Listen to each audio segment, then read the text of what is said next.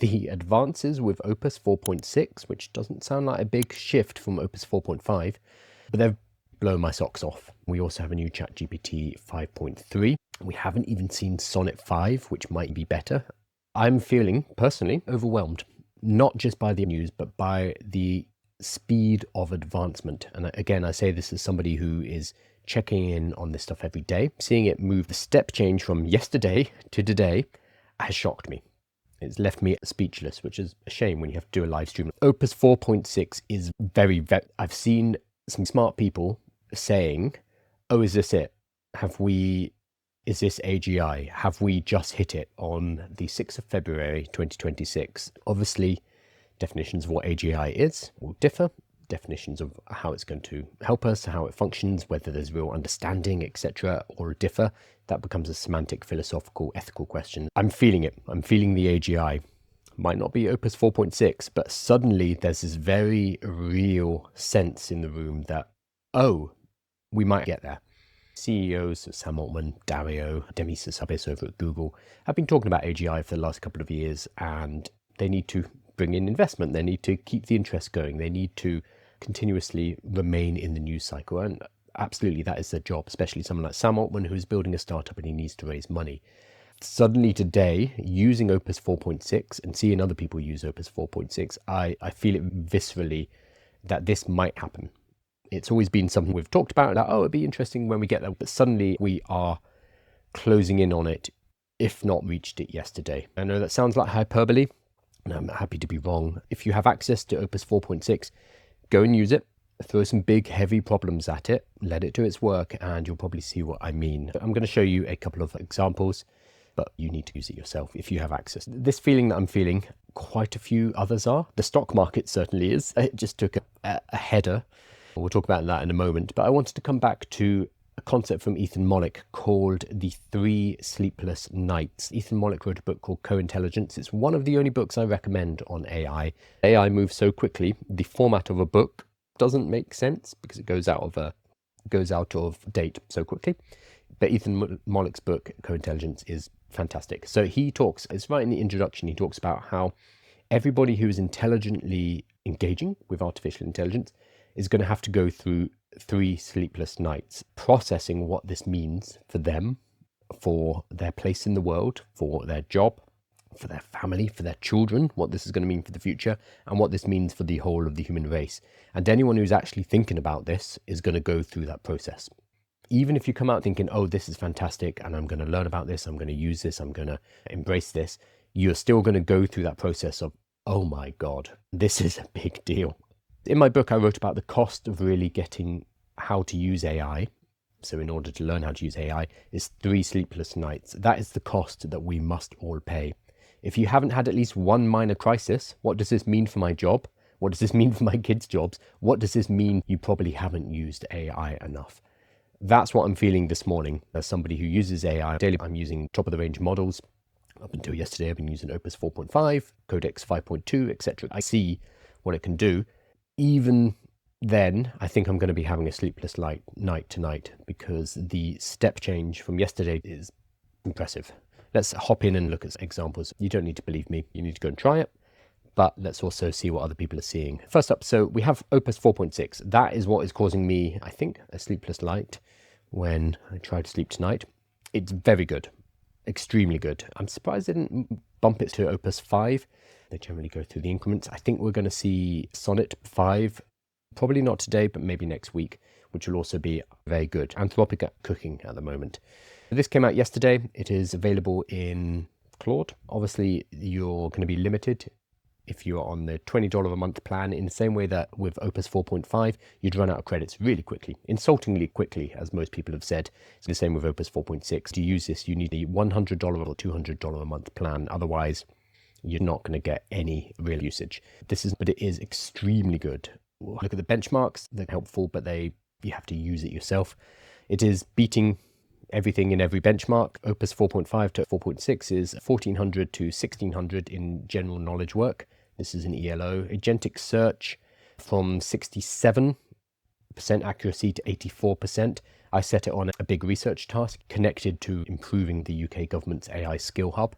It did extremely good work. It's going to help a huge amount on that project. It's very good at researching, sourcing, and checking information, and I'm impressed with it. Notice 5.2 Pro is here. 5.3 Codex has just been released from OpenAI. There continues to be competition, but right now Opus 4.6 is blowing everything out of the water.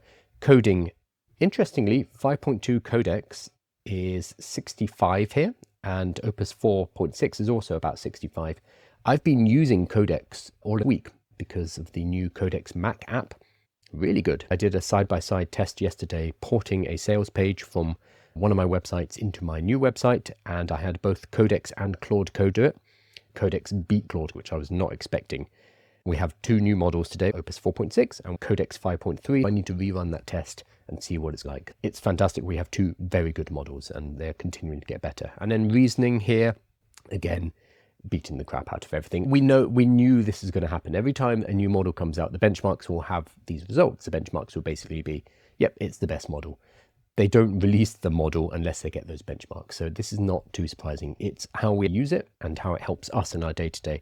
That is the only true test. So we could talk about these kind of benchmarks until the cows come home. It doesn't really matter. The first impressions. What I'm going to do instead is hop over to something, probably one of the most impressive examples. Ethan Mollick, coming back to 3 Sleepless Nights, Mollick says, I asked Opus 4.6 in Claude Code to build me Borges' Library of Babel.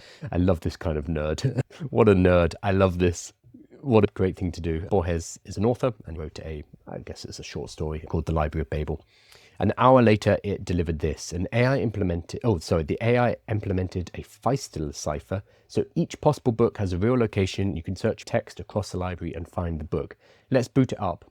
The universe, which others call a library, is composed of an indefinite number of hexagonal galleries. Jorge Luis Borges, 1941. So I'm going to click to enter the library and walk around. This is a 3D model. I can walk around Borges' Library of Babel, and you can see as I move, it's loading the next hexagonal chamber, and I'm able to look at each of these books, select these books, and it's in a cipher, a Feistel cipher, which allows me to access and read every combination of words, every book. The Library of Babel, the universe, which others call the library, is composed of an indefinite and perhaps infinite number of hexagonal galleries. The library contains every possible book of 410 pages, where each page has 40 lines of 80 characters drawn from 29 symbols. Each hexagonal room holds 640 books across 4 walls of 5 shelves. As I continue through this library, every single combination of this 410-page book will exist. The total number of distinct pages is 29 to the power of 3,200. A number with over 4,600 digits. For comparison, the number of atoms in the observable universe is only 10 to the 80. This is not infinite, but approaching infinite. Indefinite, I think, would be the best term. Somewhere in these hexagons exists every poem, every scientific discovery, every love letter that could be composed, the precise account of your death, and the refutation of that account. The vast majority of the books are gibberish, an ocean of noise in which the occasional coherent phrase is a miracle that the librarians called a vindication. The library has existed ab aeterno, to eternity. The search. Use the search function to prove the library's completeness. So we're not just going to walk around and click randomly to find sense. We're going to enter any text, your name, a quote, a secret, and the algorithm will compute the exact room, wall, shelf, volume, and page where the text resides. It will take me there to read it. So what I'm going to do, I'm going to put my name in. I'm going to find myself in the Library of Babel. Okay, here we go. It exists in, this is the hexagon. It's wall 1, shelf 4, volume 3, page 225, line 10. Let's have a look. There is my name in the Library of Babel. Everything exists. Every word, phrase, sentence, book, story, the account of our death exists somewhere within this library. And I just found mine. Let's look for my death. Kyle Balmer died on, unfortunately we don't have the rest of it. Every date of my death would exist within the Library of Babel. This is one of the coolest projects I've seen. And we can navigate randomly. We can throw other people's names into this. We can walk around this library. I'll put the link for the library and Ethan's tweet into the newsletter so you can go and navigate the library.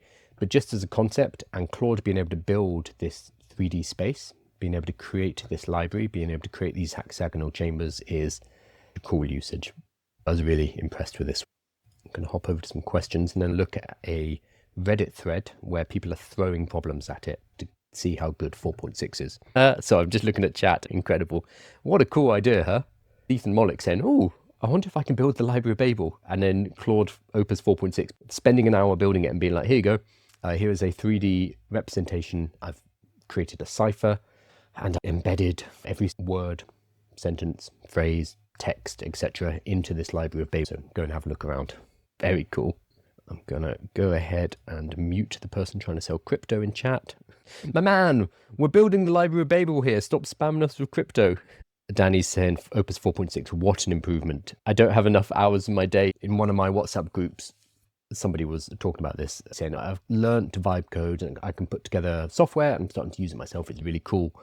I don't know where to go next. I don't know what to do with this. How do I market it? What should I build? I think this is a common feeling. There's this double-edged sword of the amazing fact that you can do anything. You can build a project, software, create for your community, yourself, family, business. The tools are in our hands to create amazing stuff. But when you can create anything, that's fear-inducing because now you can create anything. So there is the, oh, wow, I can do anything, followed by the, oh, no, I can do anything. There are too many possibilities at the Library of Babel. There are almost infinite possibilities to what we can do with this technology. So it's very hard to stay focused on what we should do, especially with the sheer volume of AI news, the technology. I'm going to talk about the potential financial crash. It's really hard to know what we should be focusing on. And anyone who's paying attention to this is probably feeling that same overwhelm of, oh my God, this is moving so fast. What do I do? What should I be building? What should I use this for? It's a huge question, one we're all struggling with, myself included. People like Karpathy put out a tweet saying, I feel like I'm falling behind. This is a guy who co-created ChatGPT. Sam Altman put out a tweet last week saying, I feel this is moving really fast and I'm falling behind on what we can create with this. We all feel that. It's exciting but terrifying. It's that 3 sleepless nights idea. Again, Opus 4.6 I think is going to create a lot of sleepless nights for people. Lyra says, got it to look through my projects, found and fixed problems not seen previously. It does feel, I know the 4.5 to 4.6 sounds like a small tweak. Once you start using it, you can feel what a big shift this has been. I'm super impressed with it. Tony says, I had Opus 4.6 run 10 parallel agents and it made improvements to over 700 files in one session. Very cool. Danny says, you began the government project in the AI universe answer to assist. Yeah, so Danny's referring to, I'll show it to you quickly, the AI Skills Hub. Actually, I'll show you on TikTok. Where's the TikTok? Oh, there it is. So I did a video about this yesterday. How many views is this on? It looks like 44,000 people have watched this one and 12,000 have watched the next one.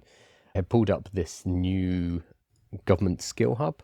What's it called? AI Skills Hub, which is the new project from UK government, from the Department of Science, Innovation and Technology and Skills England. They put together this catalogue and it's a bit crap. Basically, it's a list of courses you can find. You could find these anyway. These are all, they link out to Coursera, LinkedIn, Google, Amazon, Microsoft, etc. The courses are fine. That's not a problem. But the project that the UK government's put together is just making a directory. It's not very exciting, but this directory cost taxpayers £4.1 million, which annoyed me, especially because I've just paid my taxes. That's probably it. I had to pay a huge amount of tax for my business, and personally, then I find out the government has pissed my taxes and everyone else's taxes away on this piece of crap vibe-coded website, which cost them £4 million because they gave it to PricewaterhouseCoopers, and it's absolutely trash. I'm rebuilding this myself. Unfortunately, yesterday I was also launching a product, recording 60 video variations for a Meta advertising campaign, porting over a sales page, and building this project. I was doing a lot, so I haven't got as far as I want to get with it. But this weekend I'm going to focus on it a bit more. But I've duplicated their whole website. That took about half an hour. So I've got all their information. I'm starting to pull it all in. I've got the database in the background. It doesn't look very nice yet, but a database with all this information. What I'm doing now is I am going to all of the websites. So this one, for example, Microsoft. Here's the source. Here we go, visit provider. I'm going to websites and getting additional information. I'm not pulling the content itself, but I'm getting as much information as I can about it so I can pull that into my database so that I can help people get to what they need to find. Because what I'm going to do is, once I've enriched the database with more than just beginner, free and beginner, that's the level of detail the government has. Okay, but what do you learn? Who's this for? Individuals, staff members, SMEs, enterprise? Doesn't have anything like that. So I'm going to enrich it all and build a proper assistant on the front end. You can say, this is what I want to focus on. This is the kind of stuff I want to do. This is what I've tried. This is what has worked, what hasn't. You can provide all that information, maybe even talk to it. Then it will create a learning plan for you. The government one just gives 27 courses in no particular order. That's not a pathway. A pathway should have a start here. So this one is actually, there's no order here. In fact, it's probably alphabetical or something. This is saying start with this one, which is agriculture and food, not my industry, understanding data concepts, then agents, then generative AI for beginners. No, you do generative AI for beginners before agents. There's no order here. So I'm going to build something better. But as Danny was saying, Opus has arrived, or Opus 4.6 has arrived at a really good time because it's a very good research agent. So I'm going to be going out and getting all of the courses that are specifically in the UK and online and enriching the database in order to build something very cool. I hope, because it seems to have struck a nerve. A couple of hundred of you, 275 commented. People in the UK are annoyed about this government spend on something not very useful. I will push on. Where can I get a text-to-speech real-time tool? Whisper is a good one. What's the best AI for short movies? I don't focus on AI for film, photography, image making, or music.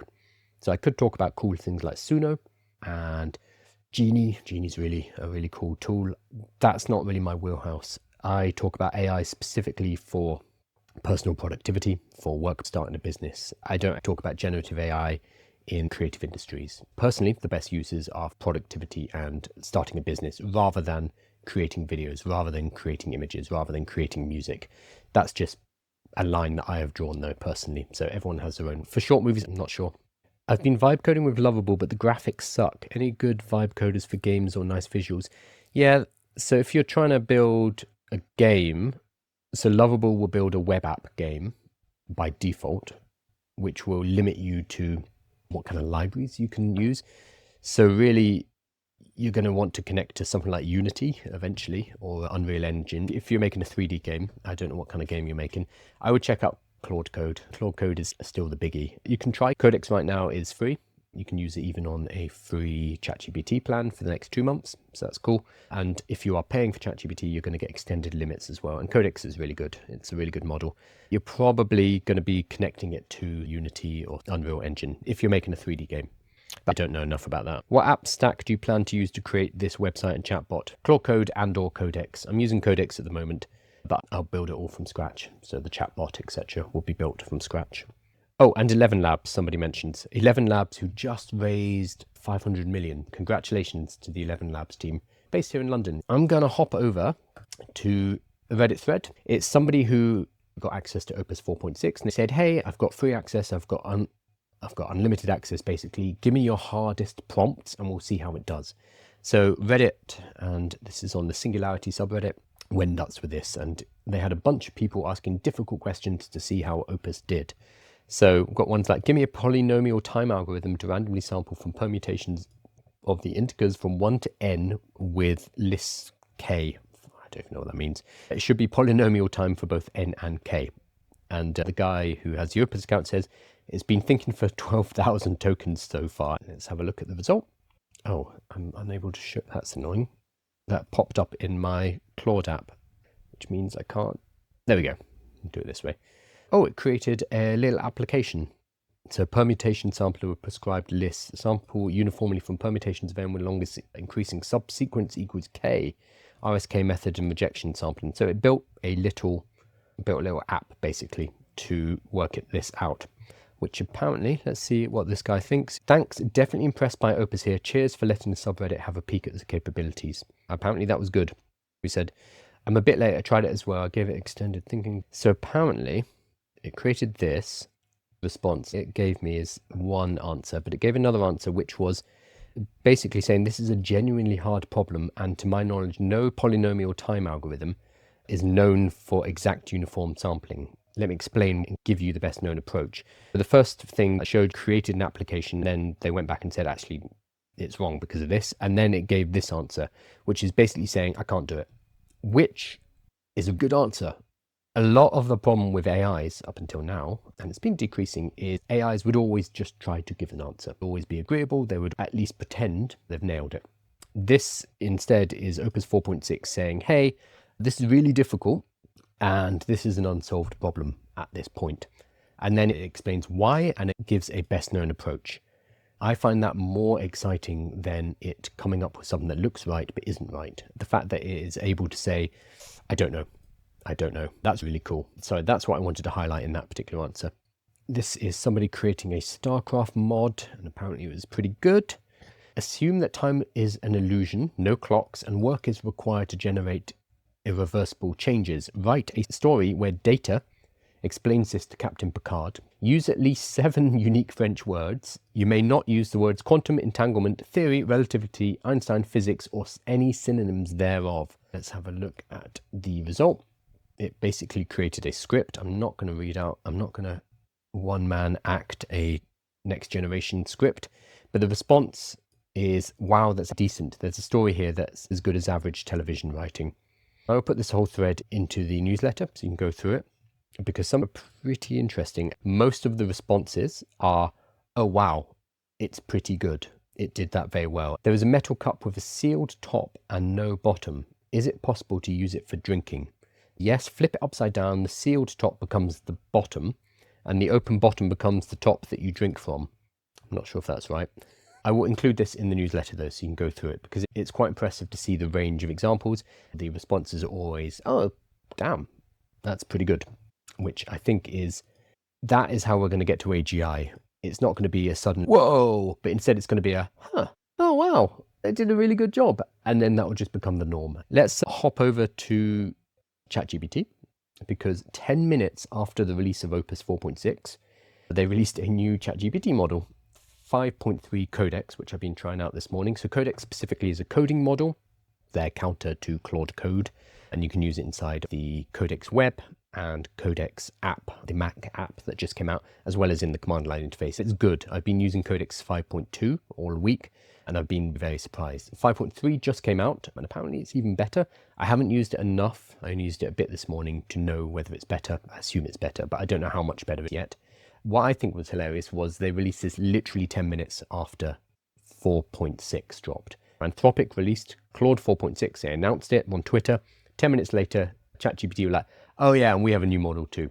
It felt very strategic, like they were hovering over the button. This feels a bit like a reciprocative blow after the Super Bowl advert Anthropic put out the other day.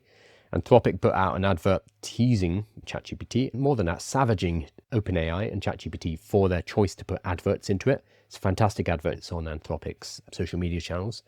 Sam Altman, in response, said, hey, that's kind of fair. We want to provide free AI to everyone who has access. And to do that, ad-supported free accounts is one way that we can provide free access to AI, which I think was a very fair response, basically saying, hey, that's all well and good that you have people who are willing to give you $100, $200 a month for Claude and Claude Code, but we want to look at a different part of the market who are the people who cannot afford that, and we want to make sure there is democratic access. So there is a split. With Anthropic, tends to be used by elites, by people who have the money to spend on this kind of intelligence, additional intelligence, whereas ChatGPT saying, no, we want to make sure that everybody has access to this technology, not just the people who can afford to pay for it. Strong argument, honestly. Unfortunately, the way Sam Altman delivered it seemed a bit reactive, petulant. The advert was very good. Part of the pushback on Anthropic has been to steal some of their thunder by 10 minutes, moments after they released Opus 4.6, to drop 5.3. I don't know how well that's going to work. This is a Codex model specifically for coding. I'm seeing coders, people who build, over the last couple of weeks be like, oh, Codex is actually really good. So this will continue to strengthen that narrative. However, Anthropic also have Sonnet 5 up their sleeve, which they'll probably release today or next week. Even if Codex 5.3 is really good, Anthropic can now drop Sonnet 5 and be like, we have another new model too, so whatever. Either way, it's great to see competition. Competition makes all of these models better. I don't want to be in a world where we only have one company who is doing this, because they'll get bloated, they'll get lazy, they'll be able to extract as much value from the consumers as possible. Whereas if there is this competition and they're all having to fight for attention, for usage, for funding, it keeps them a lot sharper. So I'm happy, for one, that they are fighting each other. I nearly wore my ChatGPT hoodie for this live this morning, but then I realized that would be taken aside. And Anthropic haven't sent me a hoodie, so if you want to send me a hoodie, Anthropic, I could be wearing it. Let me hop over to questions, and then I'm going to talk about what people are calling the SaaS opulets. Oh, it's much better written than it is said. I'm an old CNET developer and used Cursor for the first time last week. Blown away. Yeah, it's good. What model are you using on Cursor? And if you haven't tried Claude Code, try and get access. You can install Claude Code inside of Cursor and run it in the terminal. But Claude Code is very good. If you're on Mac, check out Codex. So there's a Mac app of Codex, which is free, even if you're on a free ChatGPT account, and it's very good, extremely good. And this is actually comes to our next point. We'll go straight to it, because Vindaloo is a programmer, a coder, somebody who has developed professionally for years, who has been using Cursor and says he's blown away, or they're blown away. We are getting to this point where vibe coding is just becoming coding. Andrea Karpathy coined the term vibe coding on 2nd of 25. He's now saying LLM capability a year ago was low enough for throwaway projects, demos, weekend projects, basically, especially if you were a real coder, an actual programmer. Vibe coding was a little bit of fun. It was good fun, and it almost worked. Today, programming via LLM agents is becoming the default workflow for professionals with more oversight. It's used as a professional tool, not just as a bit of fun. The goal is to claim the leverage from the use of agents, but without any compromise on the quality of the software. Many have tried to come up with a better name to differentiate it from vibe coding. My current favorite is Agentic engineering, because you are not writing the code directly 99% of the time. You're orchestrating agents and acting as oversight. You're not writing syntax line by line. Instead, you're engineering. So engineering, to emphasize there is an art and a science, an expertise to it. It's something you can learn and become better at with its own depth. He's trying to move us away from vibe coding, which is pejorative, to something like agentic engineering. My read on this is that we'll just start calling it coding. The vibe will drop away because it will become the default and just become coding. We're using AI assisted tools like Cursor, like Claude Code, like Codex. Yeah, but agentic engineer sounds much cooler. Lyra says, much prefer being an agentic engineer to a vibe coder. Yeah. Is Codex available in LM Studio? No, it won't be, because it's not local. The only open source model that OpenAI have is GPT OSS. That's the only one. Codex is not open source, so you won't be able to install it on your own computer, unfortunately. If I wanted to offer automations to businesses, what's the best way to go about it? You start with what their problems are. Too many, I'm going to be mean, I see broccoli-headed boys talking about these NA10 automations, and you can just copy paste this NA10 automation. You can sell it to a business for $5,000 a month, and soon you'll be a millionaire and you'll be driving around in a Lamborghini like me. You need to go into the business, talk to them and say, what's actually taking up a lot of your time? And then you need to work out which of their processes have the most friction and which of those tasks can be automated using artificial intelligence. So you don't just take a template and slap it on them and say, there you go, done. Because, well, most of the time it's not going to work. And the work of being a consultant, the work of being an advisor is primarily behavioral. It's getting the teams, getting the staff members on board with what it is you're doing, which is difficult with AI automations. Implicitly or sometimes explicitly threatening their job and their livelihood. Let's say somebody spends 10 hours a week moving stuff from an Excel file into a database. Yes, you can come along with AI and remove that work in 0 time. When you come in as a consultant, you are a threat to that person, because from your point of view, maybe from the leadership point of view, you're removing 10 hours of manual work. Why is anyone doing that manually? Why are they copy pasting? That's a silly way to do it. For the person who's doing that, that's 10 hours of their week, part of their job.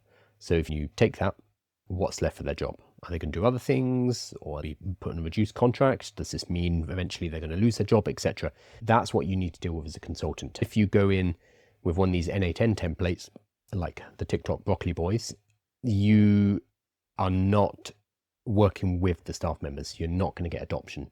coming in saying, boom, this is what we're using now, if you even get in the room, is just going to cause resistance and people aren't going to use your systems. So you start by sitting down with them and asking, what's the stuff that's boring? What's the stuff that you'd love to get off your plate?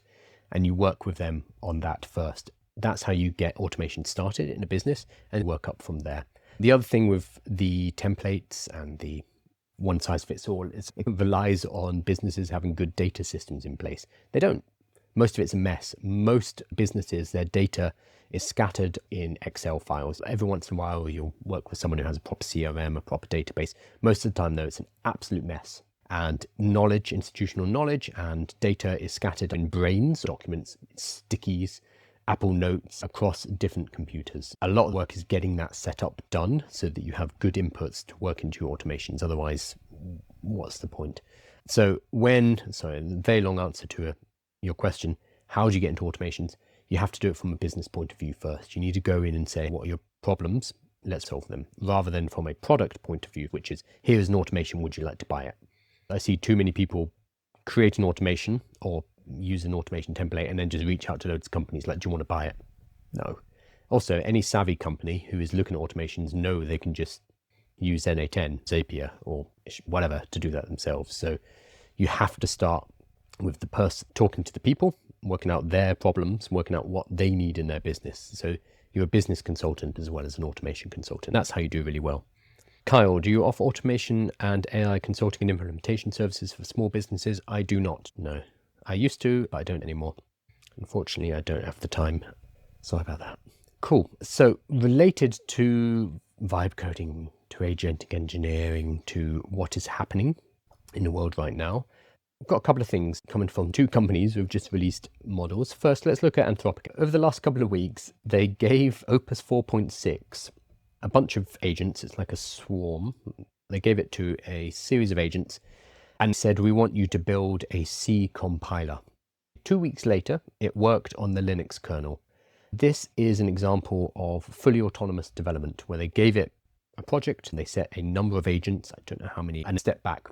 When it hit problems, it would diagnose those problems and move through the problems. When it would do experiments, it would branch, it would merge, it would do everything itself, and then it would just get on with the task. It took 2 weeks and cost $20,000 in API costs, 2,000 Claude code sessions, $20,000 in API costs. The agent team produced a 100,000 line compiler that can build Linux 6.9.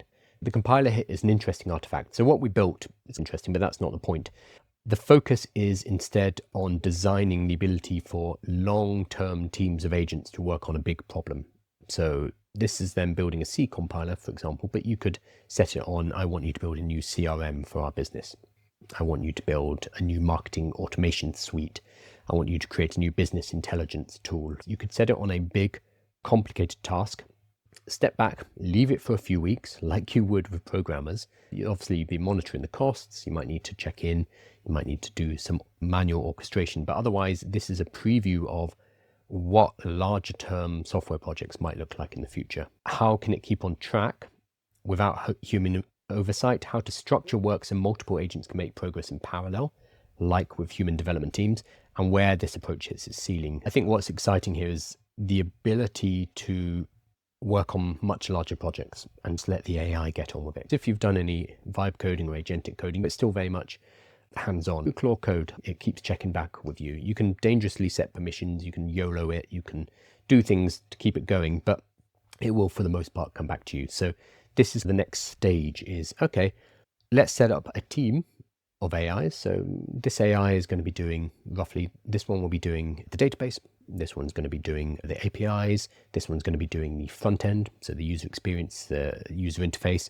This one's going to be a project manager who's going to be overseeing them all. This one's going to be dealing with security, etc. You give them all these specific roles and then you let them work it out. Then you use an orchestrator who is keeping them all on track. And you build in testing schedules, you build in manual checks if you need them, but otherwise you let them off to do their own thing. Some people might be looking at, oh my God, they spent $20,000 on API costs. That's nothing. This project would have taken longer and cost more with humans. It's an experiment to see what you can do if you let them go. This news has caused problems. Agentic engineering, vibe coding is causing problems in stock markets Before we get to that, let's look at Greg Brockman. So this is what's his official? He's co-founder of OpenAI. He's president. I should know that. The president of OpenAI. So he says, software development is undergoing a renaissance. If you haven't used the tools recently, you're likely underestimating what you're missing. They're moving fast. Since December, there's been a step function improvement in what tools like Codex can do. Some engineers at OpenAI told me their job has fundamentally changed since December. Prior to then, they could use Codex for test units. Now it writes essentially all the code and does a great deal of their operations and debugging. Not everyone has yet made that leap, but it's usually because of factors beside the capability of the model, the humans, basically. Every company faces the same opportunity now. Navigating it requires careful thought. This post shares how OpenAI is currently retooling teams towards agentic software development. Anthropic set their agentic teams on building a C compiler. This is what OpenAI are focusing on as well. Teams, agentic teams, taking on larger projects. The AIs are talking to each other. The back and forth decisions, working through blocks, tests, etc., are done within the team. So this is further removing us from the equation. This is also a threat to the idea, the kind of retreat, which was, oh, this stuff's not going to take my job because I'm just going to use it and I'm going to be much more productive. Maybe, but we're moving very fast. And if we get the AIs doing what the human was doing, the orchestration, and then potentially we can have an AI oversee multiple of those orchestration AIs, you can see how this stacks up and scales beyond what a human can do very quickly. By March 31st, so that's a month and a bit, we're aiming that for any technical task, the tool of first resort for humans is interacting with an agent rather than an editor or terminal. Codex, their new app, which they just released, it has a terminal. I don't think it does have an editor, but the main interface is chat, setting up agents and setting agents off to do things for you. Same with Cursor. Cursor's main interface is like an IDE, so it's an editor and a terminal, but they introduced an agent mode, so you can switch it into agent mode. At the top of the screen, you are chatting with your agents and setting them off on their autonomous tasks. So the landscape is shifting and removing the oversight, removing the ability for us to see the code and interact with the code from the human. It's still there in the background, but it is deprioritized in favor of agentic work, talking to an agent. Like I literally talk to mine. I use this microphone and I will say, this is what I want to do, and then discuss the project with it. 2, the default way humans utilize agents is explicitly evaluated as safe, but also productive enough that most workflows do not need additional permissions. In order to get there, here's what we recommend to the team. 1, take the time to try out the tools. The tools sell themselves. Many have had amazing experiences with 5.2 and Codex. I used Codex Web a couple of months ago when it came out, or early iterations of it, and was like, it's fine. It's not as good as Claude Code. So why would I use this? When the Claude Codex app came out this week, I tried it out because I try everything out. But then immediately I was like, this is really good. Surprisingly good. So now I'm using both all week, which I was not expecting. Many people are also so busy they haven't tried Codex yet or got stuck thinking, is there any way it could do X rather than just trying? This is such an important thing. I have so many people ask me, can AI do this? My answer is, I don't know, give it a shot. Why are you asking me? Just stick it in. Can it build this? Can it work this out? Can it research? Probably, try. Designate an agent captain for your team, the primary person, human, responsible for thinking about how agents can be brought into the team's workflow. This is all change management stuff. It's a long article about agentic workflows within your organization. It's non-technical, so I will include this in the newsletter. They released something else this morning, which I'm not going to talk about in detail because I haven't used it. It would be OpenAI, Twitter. They've released Frontier, a platform that helps enterprises build, deploy, and manage AI coworkers. I haven't tried it, but it's creating a team of AI coworkers, basically. So if you got all excited about Claudebot and the ability to create little personas that would go off and do autonomous work for you, this is a safer enterprise version of that without all of the inherent risks that are connected to Claudebot. Obviously, it's probably going to be less capable because Claudebot it's Wild West, basically. Claudebot, Moltbot, OpenClaw, whatever you want to call it. I'm still calling it Claudebot. This is a more grown-up version, an enterprise version. It's a week or two after the release of Claudebot. All of these are moving in this direction where we're given much larger tasks and responsibility to the AIs, which we couldn't have done if the AIs weren't getting better. If we didn't trust them with hallucinations, we wouldn't be giving them this responsibility. But because the models are getting very good, like Opus 4.6 and Codex 5.3, we can expand our trust. We're seeing this with these agentic parallel Claudes, with someone like Greg Brockman talking about this is how you get swarms of agents working for you. Product, OpenAI Frontier, a platform to help enterprises build AI coworkers in a scrappy way with Claude Bot as well, with people creating 24/7 persistent personas that go off and do work for them, accessed via your telephone. We are creating coworkers, full people who do this work for us. Very cool. Unfortunately, the markets have seen this, and the stock markets have taken an absolute oh my God, Amazon's gone down 12%. Yikes. Okay, the markets have taken a beating. Software company stocks are melting down, including 12% on Amazon. That's scary because software is suddenly looking frail. The moat of building a piece of software like Salesforce, or building a piece of software like DocuSign, got even something like Squarespace, is drying up because somebody can sit down and they can just build software. So somebody's singing outside. That moat is drying up because somebody can sit down and replicate software very quickly. I've been doing that with this UK Skills Hub. This took me 27 minutes to replicate from the AI government website. This creates a squeeze for software as a service companies from two sides. On the supply side, anyone can now enter the market with a competitor piece of software. They can point Claude Code or Codex at your software and say, reverse engineer this and build a better version. They can go onto review sites, find all the reviews, feed them into an AI and say, these are the things that people hate about DocuSign. Let's make a better version. And Codex will be like, cool, let's get on with it. It will help you build out that software. So the actual product itself, the moat has basically disappeared. Distribution becomes a moat, the ability to market, to sell. That's a secondary problem. Competitors can now enter your market. You might have been the only person who was supplying before. You are now no longer the only supplier. Suddenly there are 500 clones who can all supply the same thing. Maybe better, they've looked at what you've done poorly over the last 10 years and they've said, no, we're not going to do that. And they'll undercut you on price. DocuSign, for example, you can sign PDFs. It's not rocket science. They have 7,500 employees. Those employees need to be paid salaries, probably good salaries. It's a tech company. DocuSign has a massive overhead to continue paying employees just to keep the lights on. That extra cost of those 7,500 employees at DocuSign push the cost of DocuSign up to where it doesn't really make sense for a lot of businesses. If someone can challenge the incumbent with a streamlined version that does basically the same thing, but it's a one person or a two person team instead of a £7,500 person team, and they can charge 10 times less, but give you a better service potentially, you can see how this is going to work out. So that's on the supply side. On the demand side, it's dangerous. Companies and individuals can spin up their own software. A prosaic example, Linktree, about 2-3 months ago, they increased prices by 50%. I was using Linktree, spending $10 a month when they increased it to $15. Again, it's not going to kill my business, but I looked at that and I was like, wait, what for? This is just a page of links. I rebuilt my own version of Linktree in about 4 minutes. I think I timed it. It was about 3 minutes, 50 seconds it took. Rebuilt it, deployed it, boom, cancelled my Linktree. Multiply that by a large number of users and people who are increasingly able to vibe code, increasingly able to just build stuff. And that's going to be a nightmare for software as a service. I actually saw Anton, where is he? Anton was tweeting about this. There he is.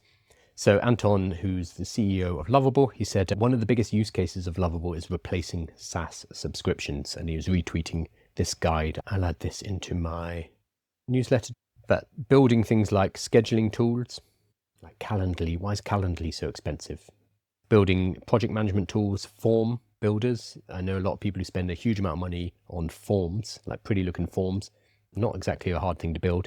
Ticketing, support, portal tool, Linktree, etc. You can build these things within your own business and they're going to better connect to each other because you are building them in your ecosystem. Instead of spending hundreds or thousands a month on different subscriptions, especially as you scale up and now you have 10, 20, 50, 100 seats and you're paying Linktree or whatever it is, 10, 20, 30, $50 a month, that scales up quickly. Instead, you just hire somebody, a vibe coder, a agentic engineer who can build all that stuff in-house, and then suddenly those costs come plummeting down. So what this means for the SaaS companies is they're stuck in the middle. They have on one side new competitors, on the other a drop in demand because their customers can now build their own tools. So why would you come to this bloated expensive SaaS where you're paying massive overheads. They're paying massive overheads, offices, staff members, or expensive parties, etc., and they're dumping that cost onto the customers. So a lot of SaaS companies are going to be in trouble, and it's being called this, and AI is the reason. It's going to squeeze out bloated, inefficient companies. Spending $50 a month on DocuSign is ridiculous. Sorry, DocuSign. I'm always picking on them. But as soon as I found out they had 7,500 employees for a document signing company, it's, come on. Do you know anything about Raspberry Pi? Set up Google Home and use my AI and its voice. Pretty cool. Yes, I have a couple of them around here. I can't see them, but yes, I have a few fantastic little things. I highly recommend them. I've got one set up as a Pi hole. Where is it? Oh, this is not it. This is a Raspberry Pi. Let's pop it open for those people who don't know what this is. So Raspberry Pi is basically a little, it's not in focus, but it's basically a little computer, and you can use them for things like home automation. I have something called a Pi hole. When adverts try to get served to my internet, they end up getting stuck here. It acts as a physical ad blocker. So that includes adverts on the television, the smart TV, for example, get stuck, not in this one, but another Raspberry Pi here. But you can do some really cool things with Raspberry Pis. And if you hook it up to AI, you can actually have Claude Code or Codex or whatever program your Raspberry Pi and add new things into it. So you can ask. It's a really fun project. I'm going to waste a lot of people's weekends, I think, so we're going to rush out and buy Raspberry Pis. You can ask, hey, what are some cool projects I can set up in the home, like home automation, like media servers, blocking adverts. You can do a lot of naughty things with piracy, etc., etc. I'm not condoning that, obviously. You can have Claude Code write programs and code for this mini computer. And these are also the actual chip for, how much is a Raspberry Pi? $50? Browse our products. Here we go. Raspberry Pi 5, which is the newest one, is, you can get one with 16 gigabytes of RAM. I didn't know that. I think they're about 50 quid. There we go, 40 quid. So with 1 gigabyte memory, it's 40 quid. 16 gigabytes of memory is 170 because RAM memory is getting expensive. It's a mini computer you can use for lots of things. I'm a big fan. Set up Google Home to use my AI and its voice. That's very cool. Did you try ClaudeBot, Lyra? I think you did, because I've seen lots of people set up ClaudeBot on their Raspberry Pi. Good idea, because it's not connected to your main system. Another fun project.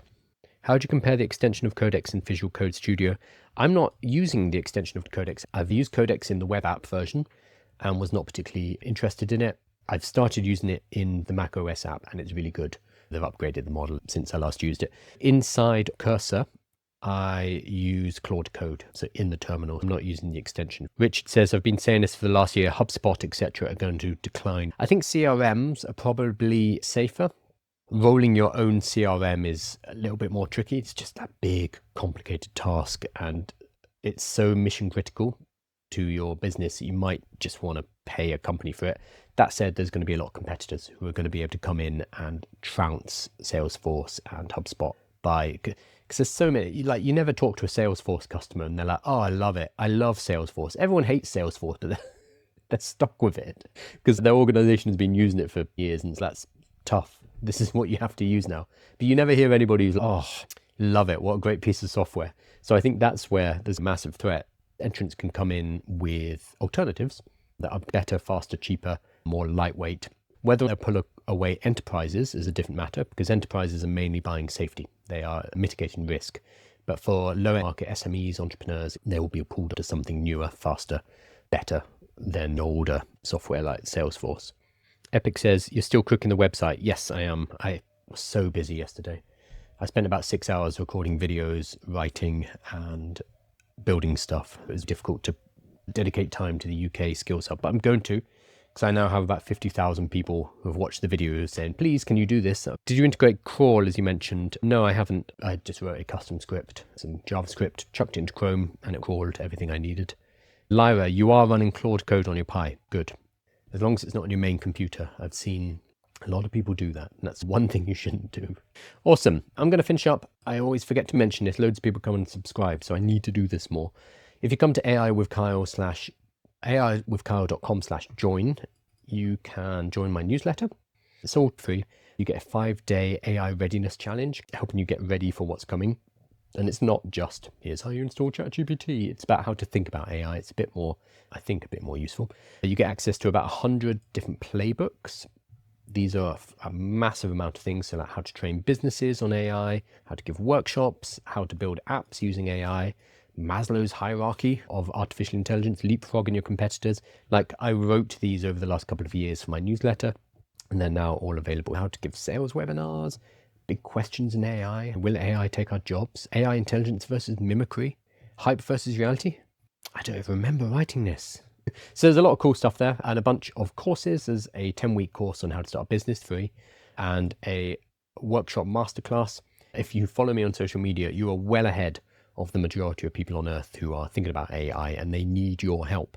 They need you to go and help them work out what they should be doing, what they should not be doing, what should they focus on with artificial intelligence. You can make good money going into businesses and teaching businesses and their staff members what this whole AI thing is. You might think, oh no, it's too late for that, or I'm so far behind. You're not. If you're watching this right now on YouTube or maybe even live, you are well ahead. When you teach businesses, you'll realize very quickly, like, oh my God, how do people not know this stuff? And all your job is to do is to go and help people. So I've written a guide, 5-part guide. It's got a bunch of tools. It's got a 20-minute video kind of walking you through what this is and more. That's all available for free. And again, you can find all of this at aiwithkyle.com. And if you sign up for the newsletter, you get sent all of it, plus my daily newsletter, which is taking these live shows and cutting them up and making them more digestible. So you'll get a written version. You'll also get sent the resources I mentioned.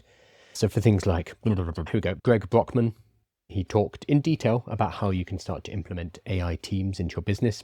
I gave the highlights, and you can read the whole thing in the newsletter if you desire. That's all in the newsletter and totally free. You can join there. I have just launched a new cohort starting on Monday. Most of my business is driven by about 250,000 followers across social media. I've got 40,000 people in the newsletter, etc. I've built all of that over the last 2 years, and that now drives a business which is worth last year over 500,000. We built that from scratch because I got on camera and started talking about AI. Without building an audience, you don't have distribution. So what I've created is an accelerator, basically, for anyone who does want to get on camera, anyone who wants to help educate their industry, their demographic, their people, basically, about artificial intelligence. I think there is a huge opportunity right now to just start helping people. And just, we need more people from all different backgrounds, all different representations, from all different industries. We need someone like the AI for healthcare person. We need the AI for social work person. We need the AI for charity person. We need all of these people helping industries and helping other people to work out how to use AI. So I'm running an accelerator which starts on Monday. You can find, again, sign up for the newsletter and there'll be information.